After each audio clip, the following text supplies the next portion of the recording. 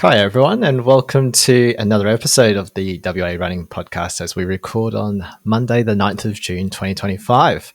So we're back with our weekly Warp episodes with some big events in the WA running calendar. That includes the State Short Course Cross Country Championships and, of course, the Ultra Perth event that was over the weekend. In this week's interview, we chat to someone who makes our marathon training weeks look like absolute piss.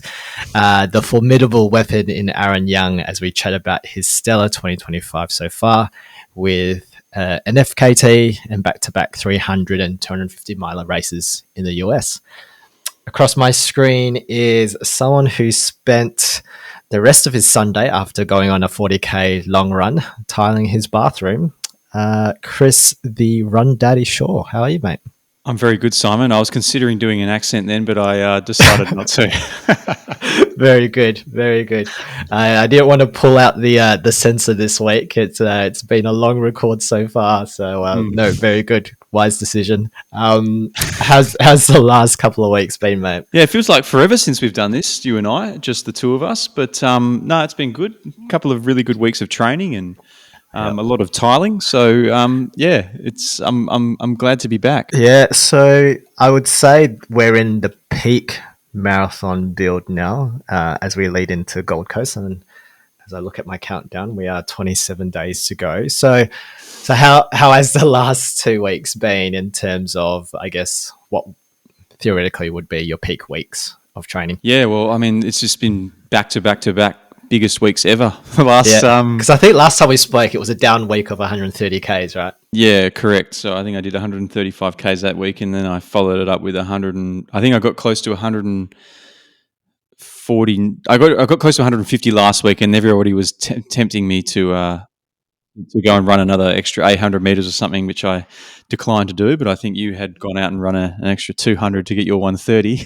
Yep, I did. But I backed it up again last week with 150 without having to do anything suspect on a Sunday afternoon. But yeah, it's been good. I mean, yes, I think last time we spoke, I was saying how fresh I felt. And certainly now the body's starting to feel tired. And so sleep is becoming more and more important, much to, I guess, my family's kind of, loss, I guess. Like I'm going to bed at 8 o'clock. I slept with George in the bed last night. Yeah, it's nice having a little hot water bottle on a Sunday evening. All right, so you had 150 Ks in the bank this week. That included a 40k run yesterday. What was your key sesh this week? Ran a 4 by 3 kilometer threshold on Thursday. So that was off the back of a 25k run I did on Wednesday, like a midweek long run, which has kind of become the last 2 to 4 weeks, kind of pushing those midweek longs to 2 hours. So to be able to do the 4 by 3 off the back of that was pretty happy. Yeah, got a big marathon specific session coming up this week, which I actually don't know what it is yet. I haven't figured it out, but I've kind of been on the brink of doing stupid things, like just for the sake of doing them. It's kind of getting to that point of the marathon and knowing that this is probably going to be my last marathon for a little while. Just kind of doing things that are slightly irresponsible. Yeah, exactly. Has been tempting, but I think, I'll keep it reasonably in check this weekend. Hopefully do something with Matt Smarilli, and he will be faster than me, no doubt, but maybe we'll set the tables up somewhere and do a few laps of either Bibra Lake or Gallop or something along those lines. Yeah. When you run with someone like Matt, someone that's a fair bit fitter than you and doesn't breathe during, our interval workouts. Yeah. Does that motivate you, or does it does it throw you off? No, it doesn't throw me off. I do think, like, why the hell isn't he breathing? But I acknowledge that he's quite a lot fitter than I am, and I think that does motivate me to think, like, what if I push a little harder? Will he breathe? There's if like, so there was, say, that 4x3 session, we kept it pretty in check for the first 3 repetitions. I think we had there was a bit of GPS and bit of funny stuff going on around Gallup that day, but so Matt's watch was running a little slower than mine, but they were pretty consistent splits until that last one, and we started to pick it up, and yeah, it probably wasn't until the end of that rep that he started to breathe. So it was, yeah, it's good. It's good to, when you know you've got him working, and it means that maybe, yeah, I am working pretty hard too. So, but not overworking, which is important too. Are you so following on from that Thursday sesh? How's the recovery looking? So how's the Friday run? Because we ran together the next day. Yep. Like, how's the body feeling after doing 12 Ks of work? Yeah, pretty good. I think, yes, I'm definitely tired. I think my like, I don't suffer with like, after a session like that, like, I don't suffer with too much groin or glute soreness, which I tend to get after my long runs. But like, after a session like that, it's usually my calves are pretty like beaten up. So it's just importance of like rolling everything every morning. Basically, I'm on the roller for a good 15-20 minutes every morning, which is why it takes me so long to kind of get moving. And we get out of the car. I meet you at Burswood Park there on Friday, and I'm doing all my activations and things like that, trying to get the body ready to go. But yeah, I think once you get through the first 2 Ks of something, of a recovery run after something like that, you tend to get moving. And yeah, we had a good group down there on Friday, didn't we? No, it was good. It was excellent. I think biggest run group for Uncle Run Club on Friday.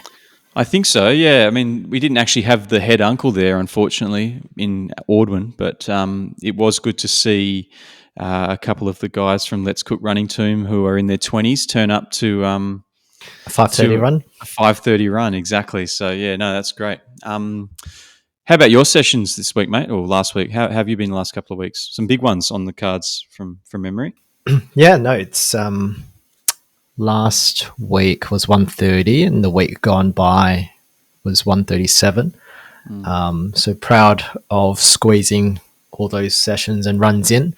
It's been a pretty tough couple of weeks in the family. So we've had some, I guess, rough family news that sort of rocked the family, or Linda's side of the family, that's sort of put our lives in limbo for the last week or two, and it'll be that way for the next however couple of months. So so it's meant that there's been a bit of solo parenting duties over the last 2 weeks, and will be the case sort of week by week as we head into Gold Coast. So it's going to test logistics a fair bit and try to squeeze runs in, or have the energy to do the sessions well. So I think in this last week I've paid for that slightly. Like the VO2 on Tuesday, I mean, it was bucketing down, and maybe there is a bit of poor mindset to that, but I was just absolutely knackered on Tuesday, and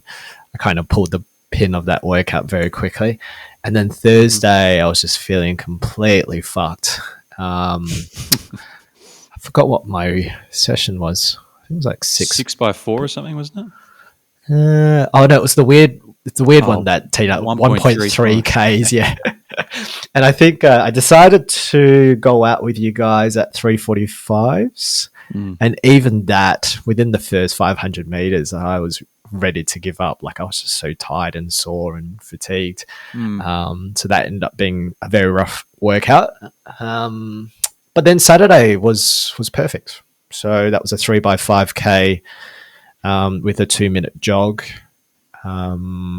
Felt really controlled, actually. And funny enough, towards the end of the 5th K of the 3rd rep, I ran a 3:44 pretty comfortably. So yeah, it was quite controlled efforts. Feeling the fatigue towards the end of each of those reps, but I think something that I've developed over the last sort of couple of weeks doing those long tempo sessions have been the sort of mantras or the things that you say to yourself to push through the discomfort and pain. And it's actually starting to work wonders. And usually Dan Bowbridge makes fun of me in terms of, bonking towards the end of my reps and positive splitting. But I think in the last couple of weeks, I've finished those sessions quite strong. So it's been quite good. So I'm kind of saving those mantras for the inevitable hurt that I'm going to feel at the 32K mark at Gold Coast. But yeah, there's a lot of confidence coming into Gold Coast with a couple of weeks to go.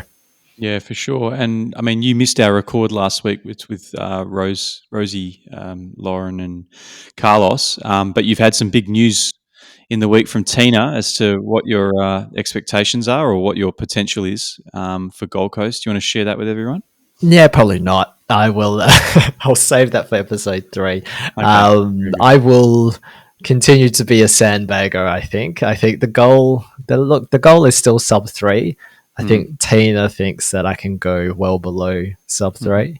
But I feel like, let's go with sub 3 first. Sure. I think the training indicates that it's inevitable, but I think I've got a big session this Saturday, so that's the 16 Ks of alternating, and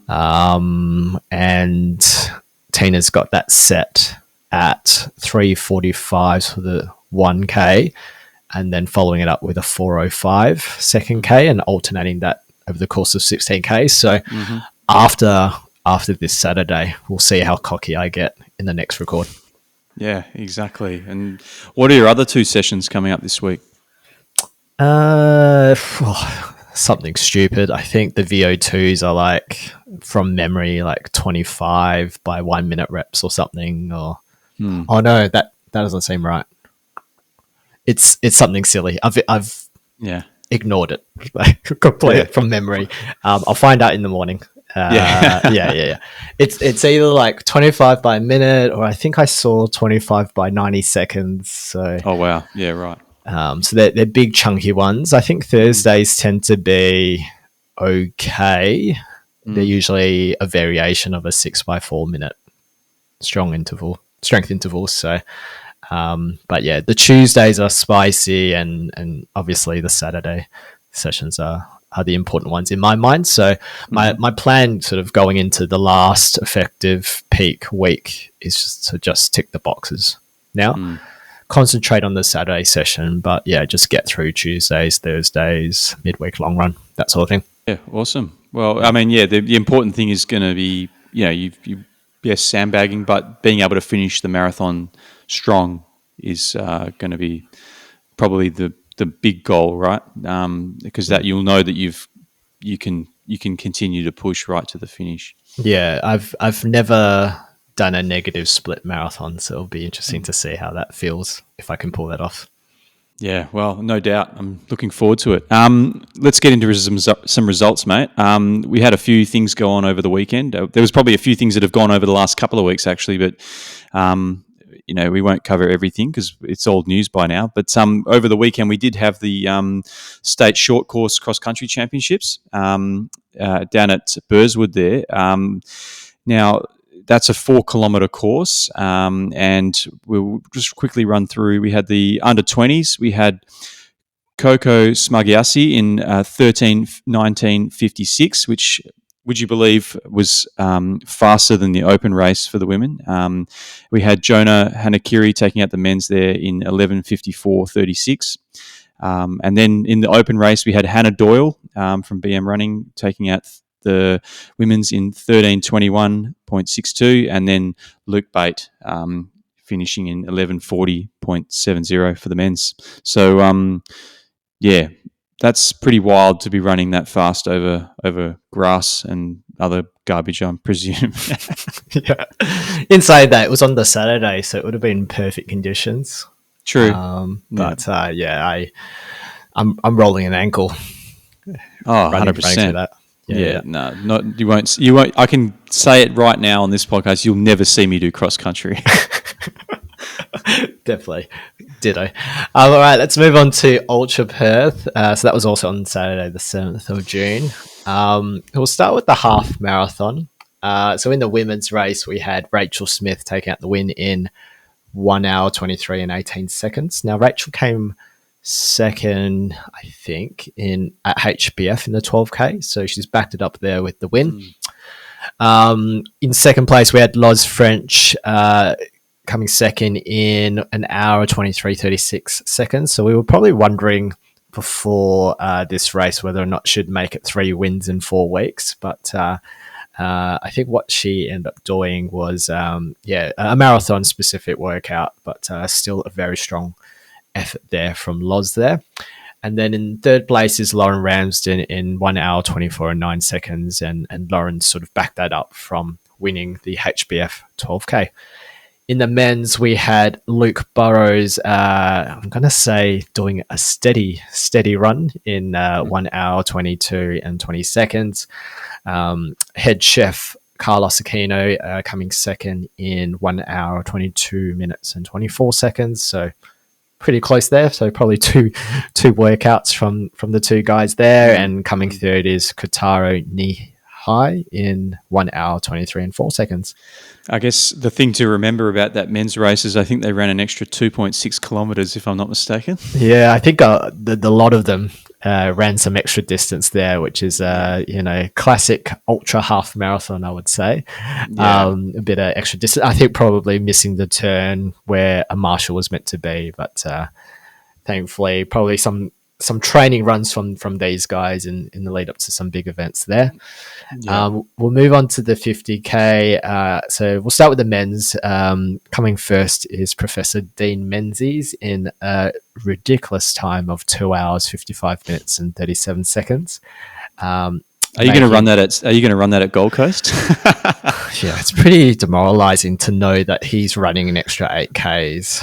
It's wild, isn't it? In that time, isn't it? Yeah. So in 2:55:37, I was listening to Easy Double this morning during my runs, and I think he was saying that he was planning to go out at 3:40s initially, but just felt amazing and basically pushed on. And I think in the last sort of 10Ks, he was doing anywhere between 3:15, 3:20 pace. And we were catching up with the Wolves guys yesterday at the long run, and it seemed like Dean was just having a conversation with some of those guys that were competing in the relay, and he was just chatting away and then just zoomed past as if it was just an easy run. So amazing effort by Dean there. Coming second is Vlad Ixel in a time of 3 hours and 2 minutes and 44 seconds. So still fucking pretty quick there.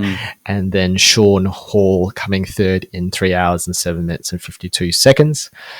In the women's race, we had Jackie Kellerman taking out the women's race in 3 hours, 44 minutes. Cara Dugan in 3 hours, 54 minutes and 58 seconds. And we had Phoebe Hurleman in 4 hours, 10 and 3 seconds. So pretty fast times across the board, across the 50K. Probably a reflection on how perfect the conditions were on a Saturday. Yeah, I think they had Big Kev up front on the lead bike too, if I'm not mistaken. So, and they seem to be more on track with distance compared to the men and women running the half marathon. So, you wouldn't want to be running an extra 2.6 kilometers at 3:15s, would you? Nah. Yeah. So yeah, we had some of the relays. So we had the duo with the old boys taking out that event in 3 hours, 18 minutes and 47 seconds. So that team is made up of Ian Newell and Alan Stabler. And then over in the relay of 4, we had that taken out by the Wolves Run Club in a time of 3 hours, 10 minutes and 57 seconds. So that's made up of Keith Mitchell, Carl Douglas, Alaric Phillips and Jake Britton. So well done, Wolves Run Club. Yep. Amazing. Maybe we'll talk through something a little bit later about them. But we've had the opportunity tonight to talk to Aaron Young, as you mentioned at the top of the episode, and I think you and I are kind of blown away really by his openness and just wisdom, like just exuding wisdom, this guy, and loving every bit that he spoke about tonight. So here is our chat with Aaron Young. Our guest today is someone who we think has one of the strongest mindsets in the WA running world, and has taken some hectic races recently, including the Arizona Monster 300 mile and the Cocodona 250 mile race, which were only a month apart, would you believe it? He's got an FKT to his name after completing the Sterling Completion FKT in 23 hours, 28 minutes and 40 seconds. And he's no slouch when it comes to the backyard ultra scene, amassing 75 yards at the Big Dogs BYU. He makes our 130 to 150k weeks look pretty sad when you consider he's probably doing 4,000 meters of elevation. A pleasure to have this weapon of warp on the pod. Aaron Young, welcome back to the WA Running Podcast. Oh, thank you so much for having me, guys, and thank you for that introduction. That's it makes me feel a little like I'm not very good at receiving like compliments, so it's always a little bit difficult when you hear all that stuff. You're like, that can't be me. Yeah. Well, it's certainly nice to feel warm and fuzzy inside sometimes. So it's good to have you, mate. Look, you've been pretty busy since you were last on this podcast, back when you were on with Matt and Dan in episode 48. Let's start at that time. You were kind of leading up to the Backyard Ultra World Team Champs, where you represented Australia. I think you ran 54 yards, was it? Probably not the race you were after, having completed more yards in the past. But looking back, how was the experience representing Australia? Look, it's something that as a kid I never thought I would represent Australia in anything, even though backyard ultras are a pretty kind of niche thing to represent Australia, and it's still a pretty big honour to get that opportunity. And yeah, look, it wasn't the race that I was hoping for. One of the things I was actually chatting with Simon about before the podcast that I kind of realised in that race is that when I was doing a lot of backyard ultras, a lot of backyard ultras tend to be on more flat terrain. And so then the whole year running the three 200 milers in the lead up to that, doing a lot of training specifically to prepare for, running up and down hills and mountains, etc. My body didn't respond the way I was hoping it might have during the event. But I guess one of the things I was proud of in the end is that I was struggling pretty hard on that third night, and I kept going and I kept trying to get back until I couldn't. Like, I think the second last loop that I completed, I got back with like 6 seconds remaining and managed to get out and complete another loop. So I was pretty happy with the effort that I put in at the end, and I really did I didn't leave anything out there, I don't think. Is that something that you would consider now when you think of doing future backyards, in terms of perhaps how you train or how you schedule or plan ahead in terms of events that you plan on doing over the course of a year or the next couple of years? Absolutely. There are, I guess, having just done a couple of point-to-point races over in the US, and having that was my first time running in proper mountains, and having climbs that are, I think probably the biggest, like a lot of the climbs, that first section of Cocodona over that 30 miles or so leading in from the first to the second aid station, there was like 3,500 meters of pretty much just straight climbing in one section. So, for me, that, like, when I think back to my running maybe 18 months or 2 years ago when I was just doing backyard ultras, that's 2 weeks worth of vert, like, if that. Like, most of my training weeks had less than 1,000 meters of vert, even if they were up over 100 Ks. And that was what my training was like. So I'm still quite new to doing this kind of running, particularly on hills and mountains. So, and getting to speak to people over there that live in Colorado and that have been over to the Alps and run races over there, like Tour de Jance. I'm like, hearing all those stories, I'm like, oh, like, those races sound absolutely amazing.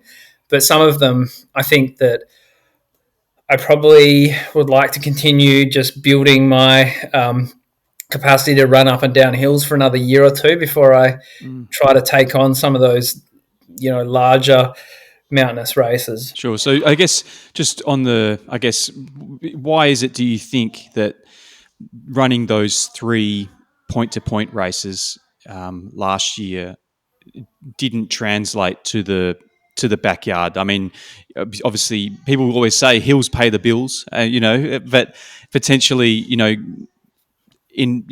preparing for a very different format, it might not translate necessarily. Yeah, I think there's something that can really be said for specificity in your training, and running on a flat, hard surface like a road, and also just the fact that when you are on trails and you're kind of like stepping side to side and you're climbing up a hill and then you're going down a hill versus just running on the flat and just hammering the same cadence and the same basic running motion over and over. It's just it's just a little bit different.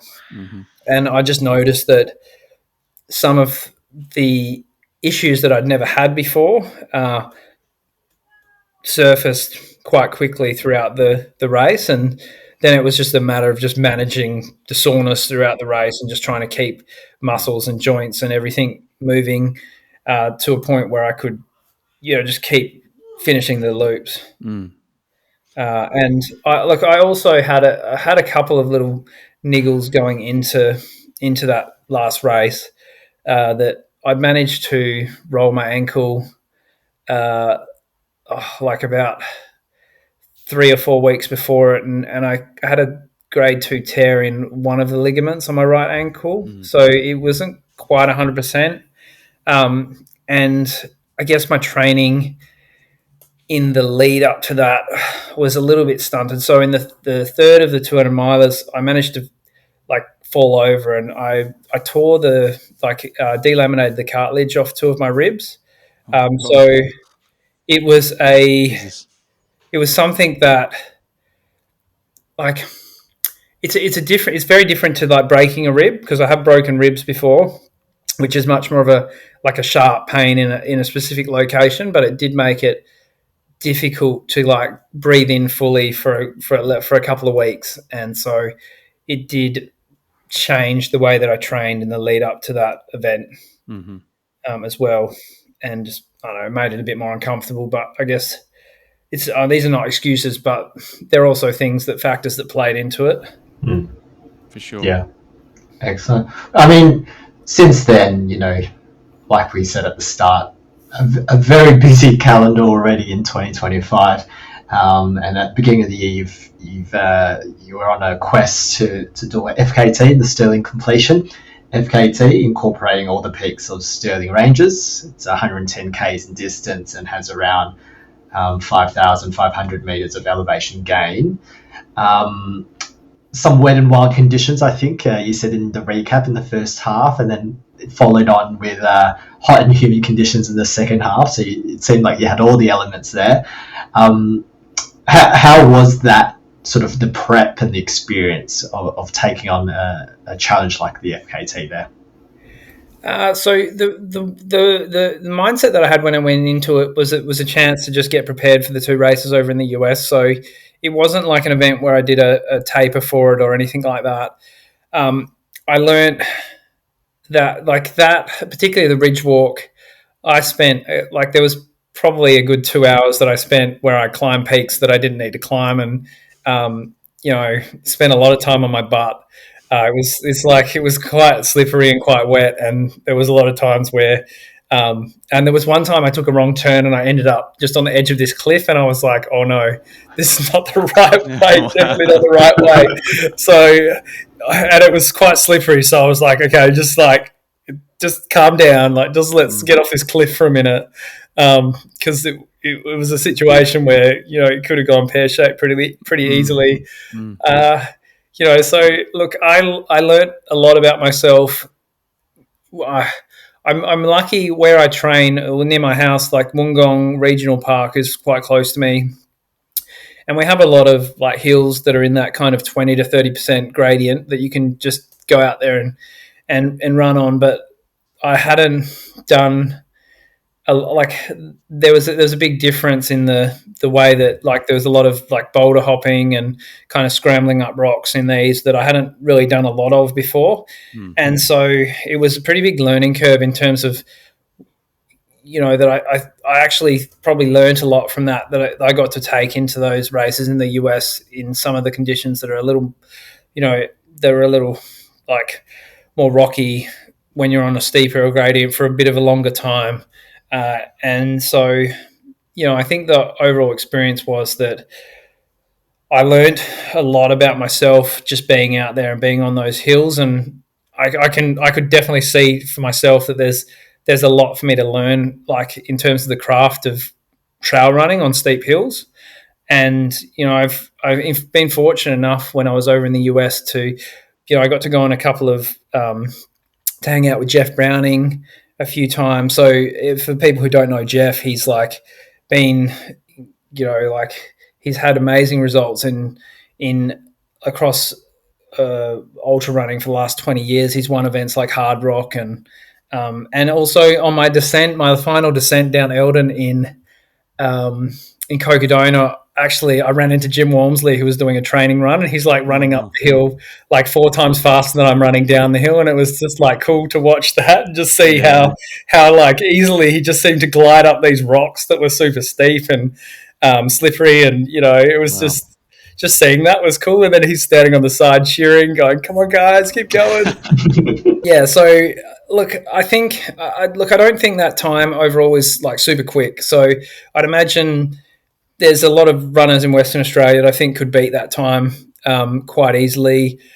I actually think it's probably a good one for me that I'll probably do, I think, quite regularly. I think it would probably be a good, it's like a good kind of test, like training run. I know a lot of people that live in Arizona, they use like the rim to rim to rim kind of as a training run, like across the Grand Canyon and back. Mm-hmm.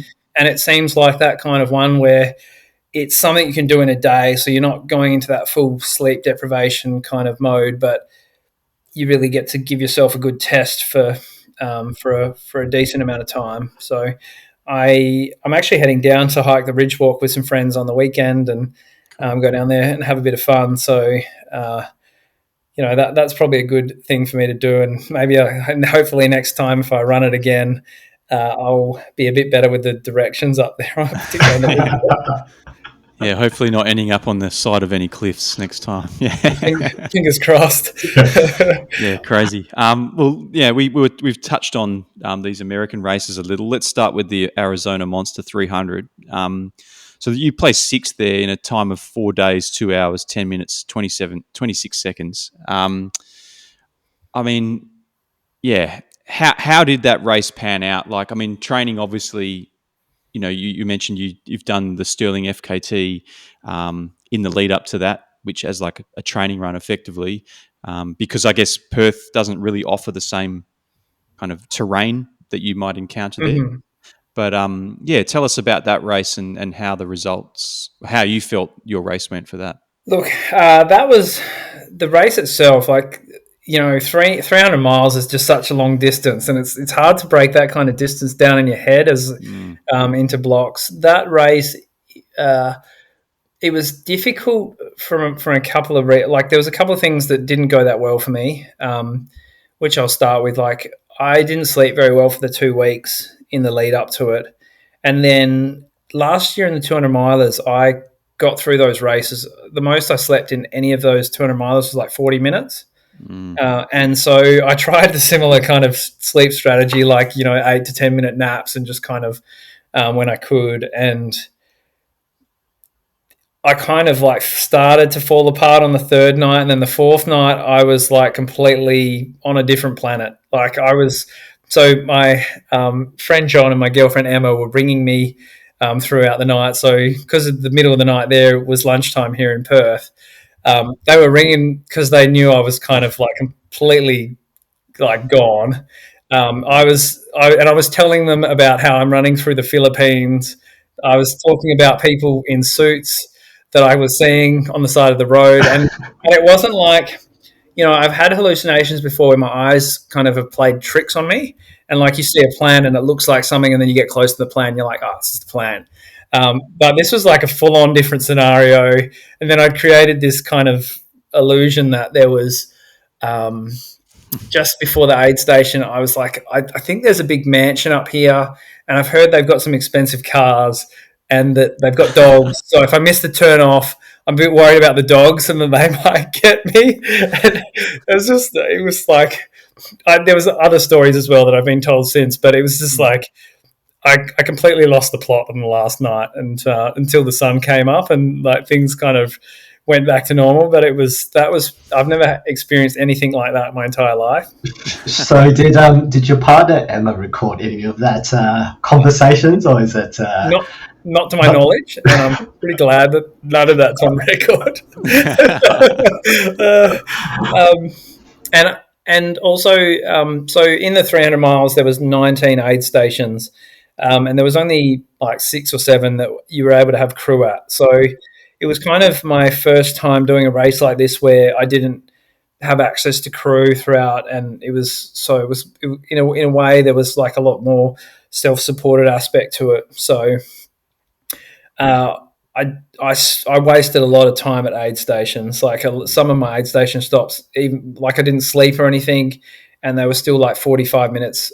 Some of them even over an hour, just from faffing about and doing things that weren't required. So that was something that I really learnt from. The race itself was, there's the first part of it as you leave Superior.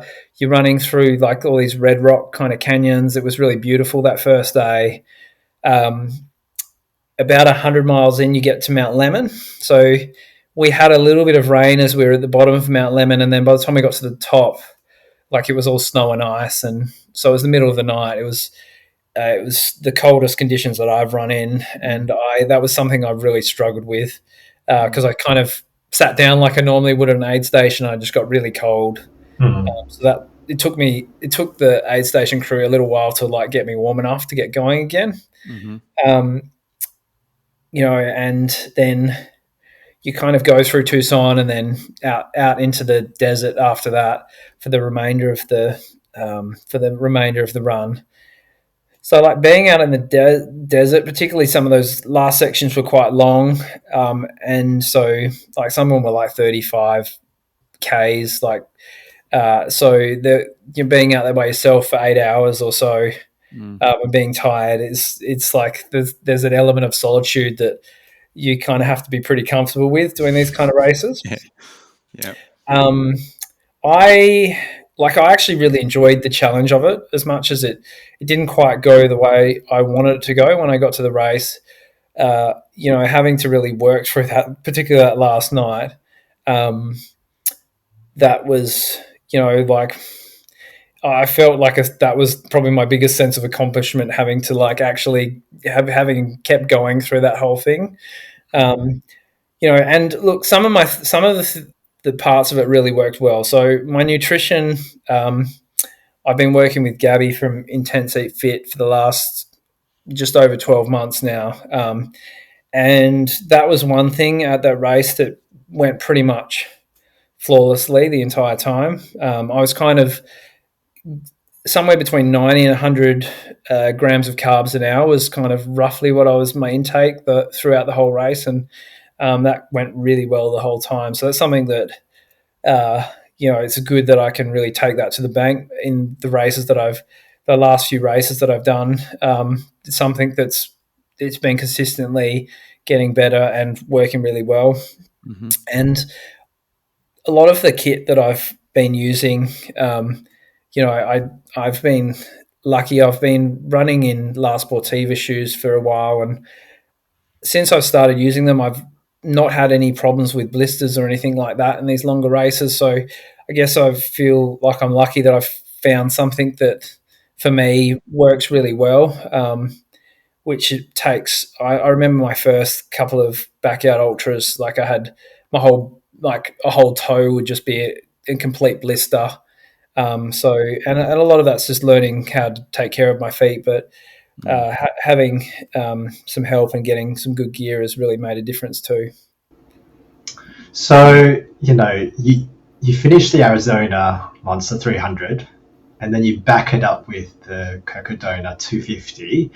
And I feel like it seemed like Arizona Monster was something in the works for quite some time, but then Cocodona came probably with a shorter lead up time. What prompted you to take on a race like that in a short turnaround time? So I kind of, I actually knew from June last year that I was going to be in Cocodona. So I was talking about it when I did Irrational South out last year. One of my pacers, Johan, was talking about it with me. He's like it's probably his number one bucket list race that he wants to do, and so we spent a lot of time when we were out on the trail talking about the race. And I was like, all right, we should just go over next year and we should do it together. And so I spent the next kind of couple of weeks before the registrations opened up, kind of like looking at it, and I'm like, okay, and it slowly kept getting like, okay, I'm 100% in for this. And he was a bit, hesitant to commit. And then I was like, okay, I don't care if you're doing it, I'm committing. And I went to sign up, and it literally just sold out that day. And so I emailed the race director, Steve, and just told him that I'd won a couple of 200 milers. And he said, look, we're waiting to see what the wait list is, but we'll make sure you get a spot. And so, but if you can just wait till March next year, then we'll work out the best way to do it. And so I was, I knew it was coming. And it's kind of how, when these kind of things get there and they start to get a grip of like my thinking, I'm like, oh, and then all of a sudden I'm just, I get more and more kind of like focused on it. I'm like, yes, I've got to do this. Yeah. So how do you, so I mean, I can only imagine after completing Arizona, being completely cooked and, the race not going to plan in certain parts, how do you reset for another long point-to-point race like a 250 miler? What was the prep going into that? Well, over there, it was pretty much a case of I had 4 weeks. I didn't have really anything planned while I was in the US, so I just wanted to, if I needed to sleep, I had the opportunity to sleep 9 or 10 hours. It's not like when I'm back at home and I've got to be up early to get to work and try and get my run in before work. So, look, for the first 2 weeks after the Arizona Monster, I was probably sleeping an average. I think I said on my watch I was sleeping an average about 9 hours 45 or something for like the next 2 weeks. So I slept plenty, and I just kind of took the approach of we're just going to do some active recovery. So the first week or two was just like going out on little hikes, and I'd go for little walks or little runs, and then slowly kind of started to grow. And I put a post up on the Cocodona Facebook page and said, look, I'm going to be hanging around for the next 4 weeks and I want to spend as much time on the course as I can. So people then messaged me and said, look, I'm up in Flagstaff. If you're up here, message me and we can go hike up Eldon together. And, that was kind of how my trip evolved. And one of the things, I got to go to Tennessee in 2023, but the people that I've met in the US are just so friendly and polite. There's no one that I met while I was over there that wasn't just like amazingly friendly. And sometimes it was like hard to believe how much people just were willing to just put their hand up and help. So it's one of the reasons that I really love the US, and I will definitely go back when I get the opportunity. I made lots of really cool friends while I was over there. And when there was an event there was one night I saw Jeff Browning was talking about he had a talk and a movie showing about he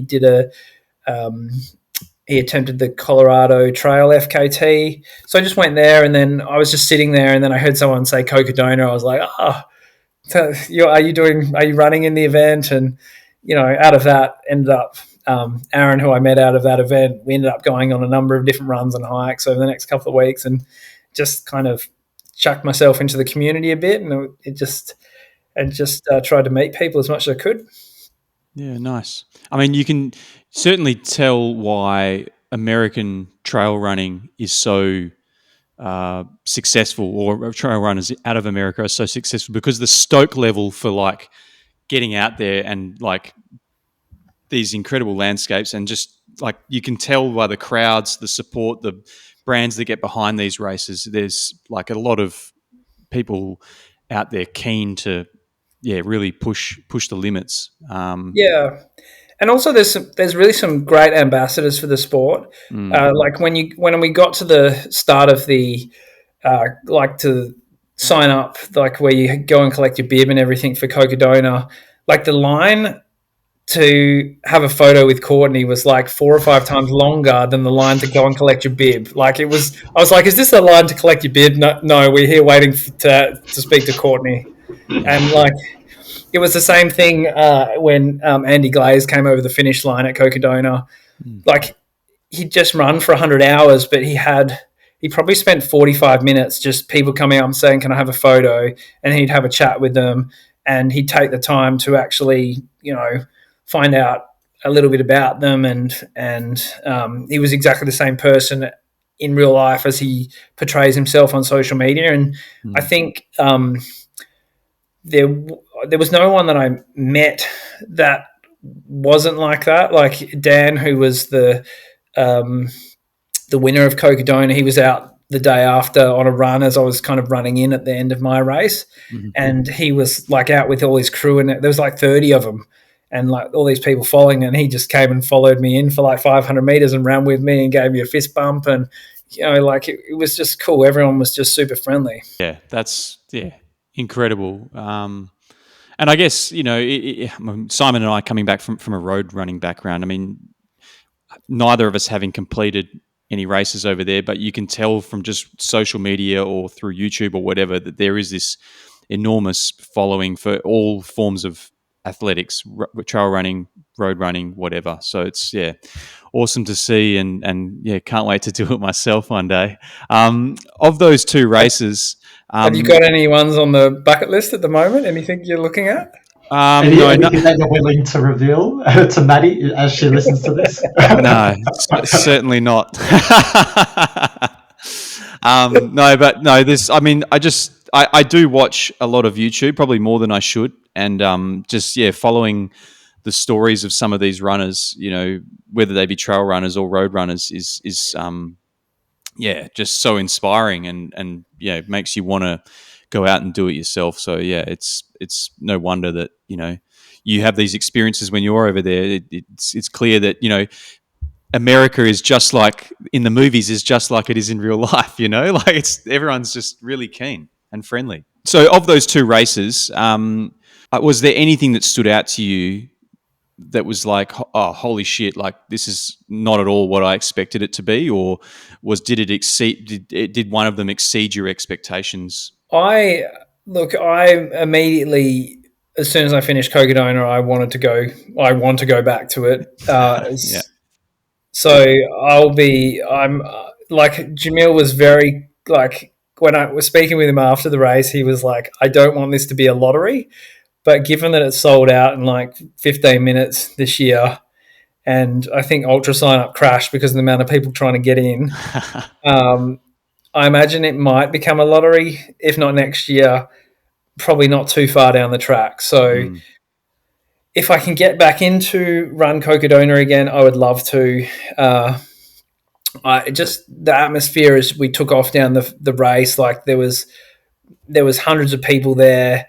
There was cameras. There was, it was so loud. Like all the other races that I've done, like there was nothing that I've been to that's like that. I'm sure in like road running where there's, massive crowds and stuff like that, it might feel like that. But, I almost had a tear coming, like rolling down my cheek as people were cheering. I'm like, wow, this is awesome.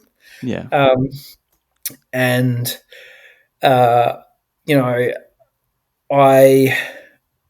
I just like the course itself was really great. Like it's quite diverse. It's kind of like, you start off in the desert, then you're climbing a mountain for like 30 odd Ks, and then you're up in this kind of alpine region going through these kind of little, like, I guess, camp areas. Like they're kind of like little town halls with all the little huts and stuff, like the little lodges and stuff around them. And then as you come down, you go through like this farmland area, then you're climbing another mountain.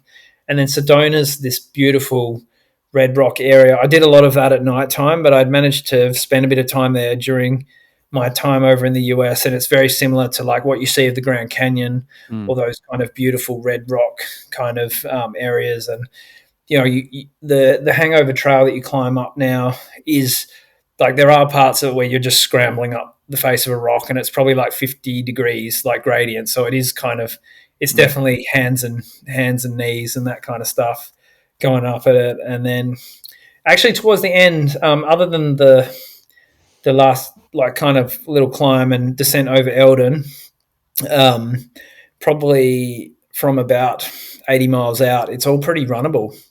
So you kind of, then the hard part is I would say the hard part's the first half of the course. And then if you're clever enough to hang on to and try and hang on to your legs a little bit, and you can pace yourself well, like you can do all right on that back bit. And I guess Arlen Glick's performance in 2024 was really highlighted that. I mean, he was doing like 8-minute miles for the 50 miles, right up to the point where he got to Eldon, and he kind of like was trying to chase down the 2 leaders, but like doing that far into a 200 miler is just phenomenal. And and also I guess just being around all these people that have come to race, I don't think there's too many 200 milers in the world where people have started to adopt the mentality of like, this is a race instead of an adventure. So just being a part of something like that was really cool. I saw on one of your posts on Instagram where you were starting to prepare drop bags for some of your races, and just made me think, how has your nutrition and fueling evolved, I guess, moving from perhaps backyard ultras to now these like massive point-to-point races, and in particular with Gabby from Intense Heat Fit. So how has, I guess, the nutrition side of things evolved in terms of these sort of crazy adventures? Well, I guess one of the biggest things, like when I used to do backyard ultras, you come past your aid station every hour. So it's easy to get into a habit of thinking, I'm just going to choose what I feel like eating when I get to the aid station. That's probably what I did for a lot of the backyard ultras that I ran. And then there was times where I would, be argumentative about eating at all, and not wanting to eat at all. So I guess knowing, the only point-to-point race, like I started working with Gabby just after Delirious, and I had some real issues particularly with hydration at Delirious just because of the heat last year. And after that, it's been a bit of a process as well of trial and error. So Gabby initially gave me a lot of different suggestions about things that I maybe could try that I hadn't. I'd never really used gels before. I'd never relied too heavily on like any kind of drink mixes. I'd tried to eat real food, so I tried a lot of different products and looked at different things that might help me be able to get a little bit more food into me. And I guess I used to look at things in terms of calories, but working with Gabby, it kind of changed to more of a focus on carbs and protein, and trying to like get a balance of those two, but particularly carbs. And so we started at Irrational South because I kind of gave her what I'd been eating, and in the backyards I was probably eating somewhere between 40 to 50 grams of carbs an hour. So we tried 60 and everything seemed to go well. And then we've tried a few different products and that have made it easy to get more in without eating more. And just over the process, it's also been, I guess, training as much as I can with the products that I'm planning to race with. So to kind of train my stomach a little bit to get used to taking in and absorbing the food that I'm trying to eat whilst I'm running. And slowly over the last couple of races, we've kind of done a bit of a trial, and it kind of went up to 70, and then we tried about 75 to 80 at the Sterling, when I did the Sterling completion FKT, which went really well. And I was like, actually, I probably could do a little bit more. There was some areas where I felt like I could have, like I felt a bit hungry. So we've just slowly built up, and I think we found a pretty good point at the moment. And it's come from using, I've tried a bunch of different gels. I've kind of landed on the precision gels. Just find them, because they're not too sweet. They're pretty easy to get down. And I've been using it's called Infinite Nutrition. So they've got like a premium drink mix that, it's got 90 grams of carbs in one kind of flask.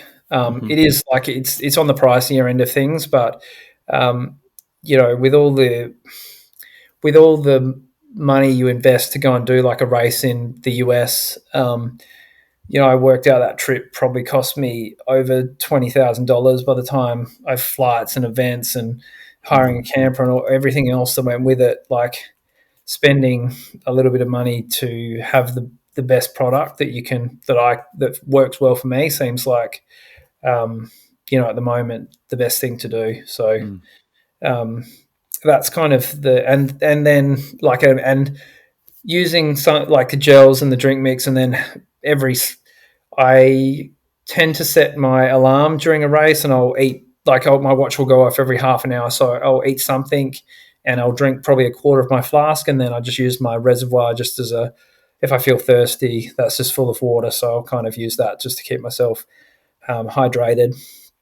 Otherwise, things have been going really well from that regard. And I guess to people who have are trying to improve, I'd say that was something that my coach and so I've been working with a guy, his name's Adam Rowney. He's been helping with some of the little niggles and injuries and improve my strength training program.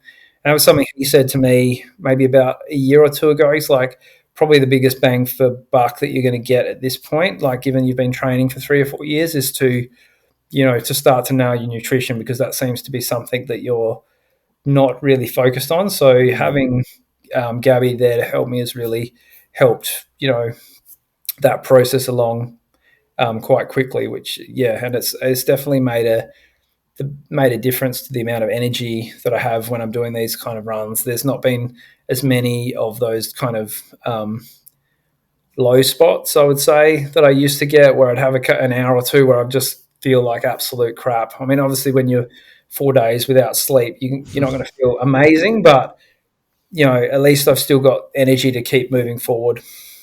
Yeah, for sure. I mean, we all train for these races, no matter how far they are, and you put all this time and effort into your running, and it may be your strength training, but if you're not fueling your races properly, then you're really kind of underselling yourself on race day, for sure. So it's good to hear. And I think, Simon, you might have a session with Gabby lined up in the next week or two. So hopefully get you going for Gold Coast. Back in episode 48, Aaron, you were talking with Dan and Matt, and I think mindset was one of the things that got brought up. And I specifically remember this one line that this story you were telling about. You were mid race, and you told yourself, basically had a self-talk moment where you said, you're such a pussy, and you had to kind of go through the low and really kind of G yourself up, basically you were at the point of giving up, and you kind of turned around and got going again, and ended up winning that race. Have there been any moments like that in these races you've talked about tonight, where you've had to kind of sit yourself down and give yourself a stern word? Oh, there was definitely a few in, particularly in Arizona Monster, when I was saying that I didn't I didn't get my sleep right at that one, and that probably plays a big part in your like perceived effort of things. Mm-hmm. And so I think the probably lowest moment that I had in that race was on the top of Mount Lemon. So we're probably 130 miles in. I kind of sat down, I got too cold, and when I tried to get up to take a blanket off, I just started shivering uncontrollably. And then so I started thinking to myself, I should just sit here. I'm going to go to sleep. I'm going to sit here until the morning, which is like 4 hours away. I think at that point I might have been in like 8th or 9th position or something like that. But then I was like, no, just, like, all right, let's just see if we can work through this. And then I went, like, put the blankets back on. I went over to the aid station people. I'm like, is there somewhere that you can help me, like, get really warm? And so they kind of, like, sat me down and got me, like, a hot chocolate, and they took me into their kitchen. They turned on the stoves. They brought in a heater. They kind of, like, did everything they could just to kind of get me back to a point where I was warm enough to stand up, put my pack on. But I think in terms of mindset, there's a podcast that I saw. It was Andrew Huberman talking to David Goggins, and Andrew Huberman was kind of sharing with David Goggins what he's kind of learnt about. It's a part of the brain called the anterior mid-cingulate cortex, and it's essentially the part of the brain that controls willpower. And like the basic thing that he said to David was, the way that you grow that is by doing hard things that you don't want to do. So it needs to have both parts of that in it. And so I guess part of that is starting to develop some self-awareness about what it is that you like is hard for you to do, and also to have some awareness about, rather than just not wanting to do something, to have some awareness, okay, this is something that I actually don't want to get up and do. Like it might be getting up at 3 o'clock in the morning to go and run intervals before work because that's the only time you can get it done.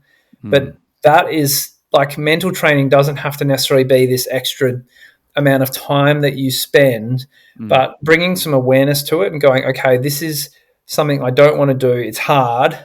This is my opportunity. Let's do this properly. Let's make sure I get the most out of this. And that's kind of the way that I look at it in terms of trying to train myself mentally to take these things on. And if you can, so I guess it's a form of, it's very similar to the practice that you would have if you were doing a mindfulness class or something like that, and practicing mindfulness. So it's just really about trying to bring some awareness to things that you don't want to do in life. I feel like I need to do more mindset training, I think, particularly in the lead up to Gold Coast, that's for sure. So you've done backyards, you've done these math sort of point-to-point type races, so you've got some variety in some of these endurance type events. Has your, I guess, your why changed probably since a couple of years ago? So yes, it has. So originally when I started running, I had a period where my mental health wasn't going so well, and I was not exercising, eating poorly. I tore my left ACL in 2016. I put on a ton of weight, and that was what prompted me to start like just getting on the train towards becoming more fit, and started in the gym, and then it went to cycling, and then it's become running. I tried out I applied for the commandos in the Australian Army. That would have been like 2020. And like a big part of their selection process is that, so they have this like week of selection, and then the last 3 days of it, they pretty much keep them awake and, like work them hard for 72 hours. So a big part of when I started doing backyard ultras is like, because of a few medical things like my ACL and some shoulder injuries that I'd had from football, like they said, I wasn't suitable, which is fair enough. But for me, that was kind of like the thing that drove me, was I wanted to show that I could at least, do something hard, stay awake 72 hours, that, if I'd had the opportunity, like it was more just proving to myself that I could do that. I guess what's changed for me and particularly getting to spend some time with people like Andy Glaze, who are, I got to go for a run with him the day after he finished Cocodona. And one of the things he said to me was, I know why I do these things. Like, I used to try and win races when I was a lot younger and I was like a single bloke, but now I'm, the chief of he's a chief of a fire station in LA. He's got a family. He's got his running streak. He's like, my goal is to just be the person that rocks up and finishes these races and shows that someone who's just got all the other pressures of life can do this kind of stuff. And I guess for me, like, I've been thinking about it a fair bit over the last couple of weeks, is that, I'm not someone who's athletically gifted. I don't have any specific like physical kind of talents. I know people that are super fast that can run incredibly fast. That's not me. I'm never going to be that kind of person. But what I can demonstrate is that someone who was in a position in their life where things weren't going well, and a lot of it was because of the choices that I made, that you can turn that kind of thing around. And, it doesn't have to be pointed at ultra running, but I think if you want to commit to something, you can definitely turn things around for yourself, and you can take on things that at the time when you're going through that rough spot, you can prove to yourself that there's things that you never thought you could do that you can get after and you can achieve. And so for me, that's the thing that drives me at the moment when I think about who I am and what I would like to share with the world. Yeah, amazing. I mean, I think that's probably one of the wisest answers we've ever received on this podcast, Simon. I think we should just end the podcast now. Yeah. No, the wisdom is befitting of the beard, or the other way around. I'm not too sure, but no, that's a wonderful. I mean, yeah, great to hear that kind of background story, Aaron. I mean, Simon and I talk a lot about mental health on this podcast and with our guests, but yeah, it's evident that it has played a role in your life too, and an incredible transformation on your behalf. Thank you. Look, Simon may have mentioned to you this before the podcast. He says he's written here that he's been roped into doing Hurdies, but I'm pretty sure he threw himself under the bus there. He's doing it for the first time, and he's never done anything like this. So he's already mentioned that he's got potentially a weak mental game. If you cast your mind back to your younger self with potentially a shorter beard, with the experiences you have now, I guess what tips would you give yourself or Simon taking on that format for the first time? So, number one thing is that mental game, and trying to find finding some practices that can help bring some awareness to that is really going to help you. I guess the other thing I would probably say for backyard ultras, particularly, I've seen some like people that come from like a more of a road running racing background that come in and they run laps super quick and they look super strong, and then until they don't, and then all of a sudden they just go, oh, I can't run my 40-minute laps anymore, so therefore that's it. One of the things to learn about these is because most types of running are about speed, whereas this is more about energy conservation. So I would say that it's not a problem to spend some time walking during these events. Actually, it's probably going to help you a lot. So particularly given that you can probably walk at let's say you walk at 10 minutes per kilometre, you only need to do like 8 minutes 54 per kilometre as your average pace as you get around. So most people, particularly in the first 24 hours, could probably get away with running no more than like 1,500 metres and then walking the rest of the lap. It's not a super fast pace. So give yourself a bit of freedom to play around with that, and maybe even practice some of those kind of things in your training and just see what feels comfortable for you. And I'd probably say that the other thing is that I think about the things that if you're wanting to do really well at this, and some people come in and they're like, my goal is 24 hours, I'm going to do 24 hours and that's it. happy with that, I'm stopping. But if you're wanting to kind of keep pushing yourself and find what your like limit is, or your distance to empty, or whatever you want to call it, then talk to whoever's coming into crew for you. I don't find that encouragement and support actually helps me an awful lot. Like, the things that really help me when I'm struggling is like John, who often crews for me, he'll try and make me like, I'll tell him, I'll be like, don't use this sparingly, but if you think I'm really at the point of quitting, I want you to make me feel really guilty. So I want you to say something like, I have just been here for 54 hours crewing for you, and then you're just going to come in here and give up? Like, what's going on here, mate? Like that kind of stuff. And then I'll be like, oh, yeah, that's a fair call, John. I'll go out and I'll do another lap. Like, it automatically gets me to do what I needed to do. So it's also being honest with your crew about how to kind of motivate you or how to turn things around for you if you are in that position that you've kind of lost a little bit of hope and you don't want to continue running. Because at some point it's going to happen.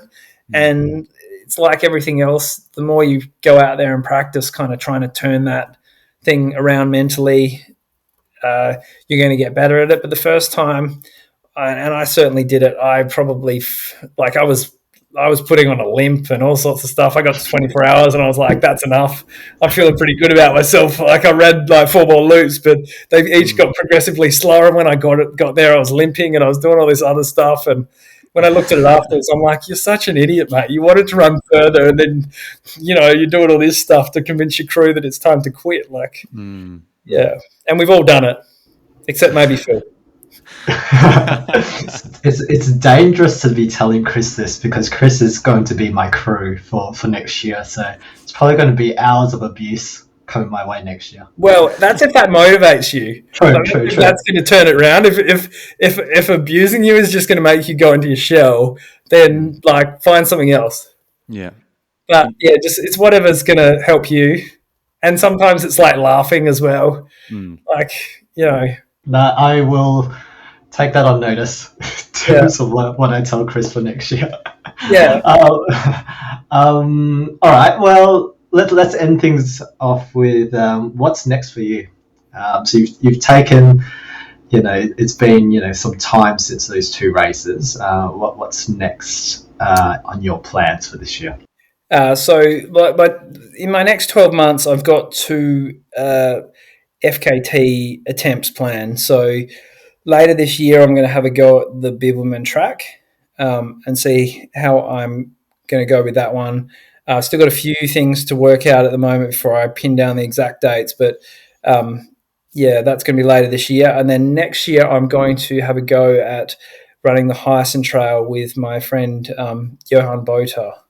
So we're going to run that together and see if we can, like, that one's 1,200 kilometers. So his goal, that's been his kind of like brainchild, and he's been thinking about it for a few years. And so I'm coming along for the ride with him, and his goal is to try and get it in under 11 days. So that's what we're going to try to do. So what is the FKT on that currently, if at all? It's over 12. It's just over 12 days. Okay. So, there was a group, Dan Kamak, who he was part of the Satellite Champs team. He ran it with 3 or 4 other guys, and they did that in just over 12 days. So that's the current time for it at the moment. Yeah, wow.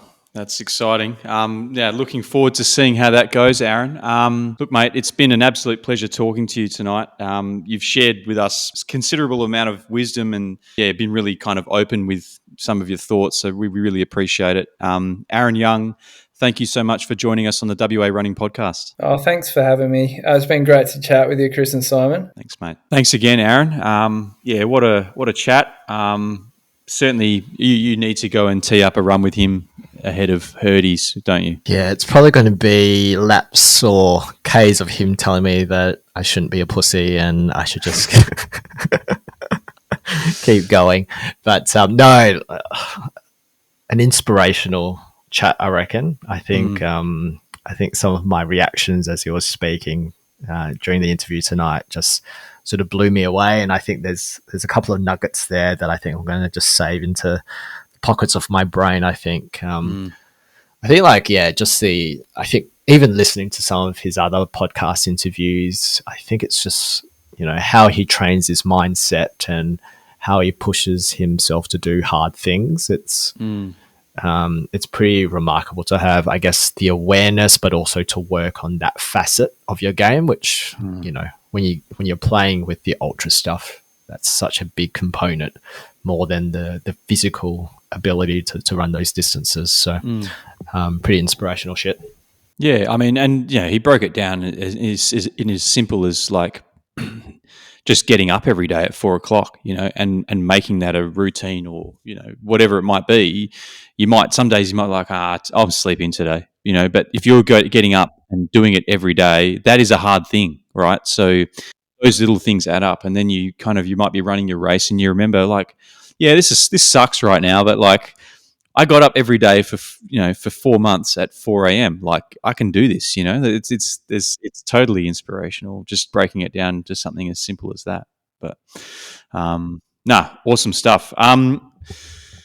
Let's talk about some upcoming events. So we've got the PTS Eagle and Child Trail Run coming up on the 15th of June. That's this weekend. We've got Kununurra Half Marathon as well, and then one of the biggest ones in the WA running calendar is the Rottnest Running Festival this Sunday. So I think you mentioned that there's like 1,800 participants this year, which is massive. It looks like the conditions are going to be pretty good, quite cool, not a lot of wind, but there might still be a touch of rain. So it's true Rottnest Running Festival conditions. And it looks like we've got a couple of, potential winners here that we've picked out from the list. Kate Baker being the female, you would think, for the women's marathon. She's off the back of doing Margaret River Ultra and then Adelaide Marathon, if I'm not mistaken. Yeah, she did Adelaide first and then backed it up with a Margaret River Ultra. Following blew her toes off. Yeah. that effectively broke her. But look, knowing her, she's probably the favorite for the women's race. Yeah, I would back Kate with one leg really, and it should probably take out the win there over at Rotto. So looking forward to that. And I think we were looking at the start list quickly, and I think Max Davidson would be the favorite in the men's race. So we didn't see your Michael Carrolls, we didn't see your Carlos or Jerry Hills on the start list from what we saw.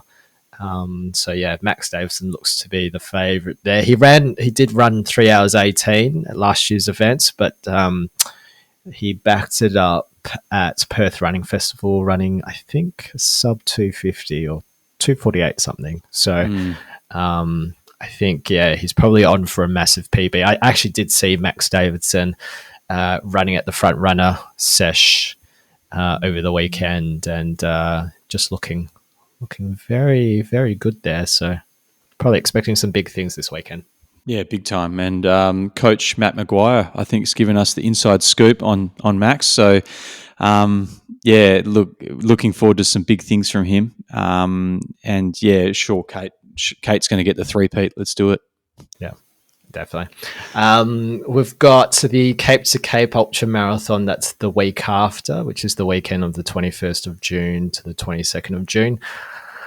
What do you reckon? I reckon Big Kev's doing something like that. I think I saw that in his one of his Strava titles. Yeah, that'd be a good one to do. Actually, I think we talked to Ash Richardson briefly about doing that, but we were a bit too late to the party.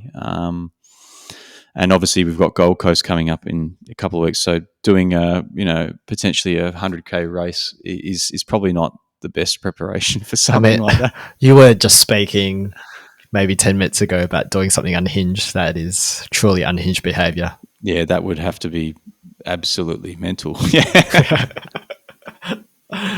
We've got the Heaven and Hell Running Works Trail Marathon on Sunday the 22nd of June also, and then we've got King of the Mountain, which is on Sunday the 29th of June 2025. We'll move on to, I guess, Warp Admin, and we just had the Wolves Run Club long run yesterday down at City Beach for a 22k stroll up the coast there, and I think that was must have been the first Wolves Run Club event you've been part of, right? Definitely. Yeah, I've never met any of the Wolves guys before, actually, beside Brian and Dan. So, it was good to meet a few new faces, and it was definitely one of the most positive experiences I've had on a community run, actually. Like, everybody was just kind of mingling and chatting, and you'd be running 11 Ks out in one direction coming back, but you inevitably find yourself kind of chatting to people you had not met before. I think I met Scott Colhagen, which I think runs in those that Bente Run Club circles, and a few other guys. So it was great to and girls, and it was great to see so many people out just supporting a really good, I guess, group of people, and people excited to run Sydney Marathon, in a few months' time. And so I did get the chance to talk about my run at Sydney a few times on the weekend, which is great, because it's never miss an opportunity to talk about a good race. But no, it's exciting. Definitely got FOMO now that hearing a few people's kind of training and what they got coming up. I mean, the Wolves Run Club is, out of all the run clubs in Perth, I think they're the most positive and genuine group of people. When I did the charity run last year, I think, doing the 63 1K loops, I rocked up with no expectations to, maybe just do a couple of loops here and there just to support the guys. But, it was just such a positive experience that, just end up doing 43 of those loops out of the 63. So, and they're so good in terms of being open and honest and friendly, and just makes you want to just hang out with them, really. So it's kind of the vibe that, you should expect from a run club of that nature. So, so looking forward to some of the other long runs that are in store. I think the next one is the 20th of July, if I'm not mistaken. So hopefully our legs haven't fallen off after Gold Coast, but we'll probably be there in one way or another. And I guess what's next for us? We've got another community run planned. Yeah, so I think we reached out to Shane Johnston and from Transcend, and it looks like Transcend's really fast approaching. So it was perhaps a good idea to get a community trail run going. So Shane's helped us set that up out at Jorgenson Park in Kalamunda for the 22nd of June. There will be kind of two options. I guess we'll be running along the Bibbulmun track, so it'll be basically an out and back. But there'll be options for distance. So I think we've got 14 Ks there and 20 kilometres. So depending on what your ability is, there should be something there to kind of make it suitable for you. And there's no expectation on paces. It's we're trail running, right? It's out there to get out in nature and just have a chat. So looking forward to that one. It'll be a different vibe to the typical runs in the city or out in Kings Park. So looking forward to that on the 22nd of June.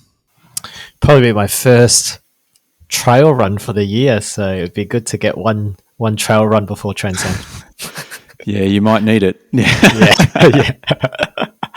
All right, let's move to our weapons of war, Chris. Yeah, look, obviously missing a couple of weeks, you tend to amass quite a list, but a few of them have actually appeared in the last couple of weeks. And I'm going to start with one which I don't know all that much about, so you might have to give me a help here, because I've got Chris Gould's 43-kilometre golf activity.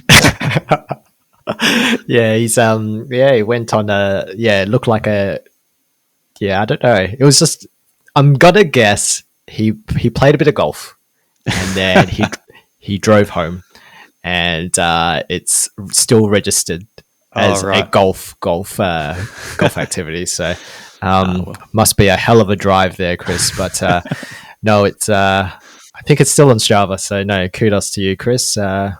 Great activity. It's probably something that Matt Maguire is still doing, right? He's not really taken Transcend too seriously, so we might have to reconsider his place. I've seen a couple of treadmill runs here and there, but I mean, I think Matt needs to get his ass into gear and start doing some running. Yeah, well, it would be a pleasure to have him on the team, but if his heart's not in it, I think Dean Menzies is keen. So, after winning Ultra Perth 50K, I reckon he just needs to spend the next, a month and a half growing a beard like Aaron Young, and I will take Dean Menzies in the team. Yeah, nice. Well, he's already got half of the beard. He's got the moustache, so you may as well just grow out the bottom half if you can. Yeah, definitely. So let's get on to the other ones. We've got one of the funny ones, I guess, was Soto Moehara, past guest of this show, forgetting to register for his A race in 2025, which was Ultra Perth. Somehow, didn't end up with an entry a few days out. Realised it, had an opportunity to get an entry again, and missed that opportunity. Which all credit to him. He admits that that's his wrongdoing, his poor preparation. But it is pretty funny to see someone train 2,500 kilometers worth of running only to miss out on the race because you don't have a ticket. So chatting to him on Sunday, it sounds like he's got some other big things in the works potentially on the trails, hopefully in the next couple of months. So looking forward to seeing what Sota's got going. We had Road to Lighthouse star David Perich getting a last-minute entry to Ultra Perth, and in the 50K, running a sub 4 by a mere 9 seconds while recording voice memos at every 5 kilometres and sending them to our group chat. Now, David, I think we spoke about this in his appearances on the podcast for Bunbury. He's very stubborn, and he responds well to people telling him that he can't do something. And so I think, we told him that he was going to DNF this race and that we offered him a pair of socks, a few gels, and maybe a big Italian meal if he did do a sub 4 50K, and he managed to do it by the skin of his teeth. It's funny because the whole way through the Bunbury Lighthouse series, we were offering him really positive encouragement, saying, look, mate, you're going to do it. Sub 3 is inevitable. Yeah, sub 3 is inevitable, and then he didn't do it. So maybe we should have told him that he was full of shit, and maybe he might have got across the line. Definitely. No, kudos to David. I think Big time. I think there was some strong feelings that doing a 50K while experiencing glute and hip issues was probably a very, very bad idea, but it seems like running a 50K race has fixed all his problems. Yeah, I saw him yesterday afternoon. He came over and he said everything was feeling good, better than it had in weeks. So, very, very strange individual. Now, the other weapon nomination here, again, Ultra Perth, has to be that lead bike for the half marathon. Apparently, they copped a flat tyre and they sent the lead pack on a wild goose chase, unfortunately running an extra 2.6 kilometres, which I was really impressed with my own comment on Strava's Carlos's Strava this week. I said something along the lines of the half marathon. In the half marathon, the race only begins at 21.1 kilometres.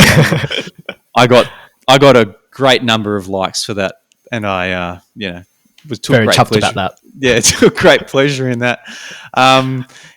We also had Liam Dardengo saying that he experienced a life-changing poo 12 kilometres into a 27-kilometre run on Sunday. I can only imagine the relief or the fear that he must have felt when he passed those demons. I hope you're okay, Liam. And hopefully you're not that person that pooed off Main Street. Yeah, hopefully the life-changing experience didn't involve you getting arrested in public. Because I did get sent that photo by too many people that I don't know very well. So I'm clearly on the suspect list. We had our good friend Will Hammett. He's on paternity leave at the moment. So congratulations, Will, on your firstborn miles. He's been going around Glendalough and Chewett Hill and Mount Hawthorn, seeking out Strava segments, Strava crowns for anything less than a kilometre. It appears that nobody is safe. And yeah, he's been doing this in the middle of the day, which, I can't say that I would be able to do at 12 p.m. on any given day. But keep it going, Will. It's good to see somebody fighting the good fight on my behalf. Anyhow, look, I'm going to sign us off here, Simon, for once. Yeah. I'm going to say that everyone can reach out to us on Instagram at WA Running Pod. They can email us at warunningpodcast@gmail.com, and they can find us on Strava at Warp. So, look, it's been a great couple of weeks training. We've got a few more weeks to go, Simon, leading up to Gold Coast. I think we're recording with the team in a couple of weeks' time, in the week before the race. So hope everything's going well. No doubt I'll see you on Thursday at Munga, and we'll see everybody else next week on the WA Running Podcast. See ya. Bye. 5.5 Ks to go. Got falling apart. Heart rate's at 173. Psych! That was 440. Last 5K. Easy running. Ultra running's easy.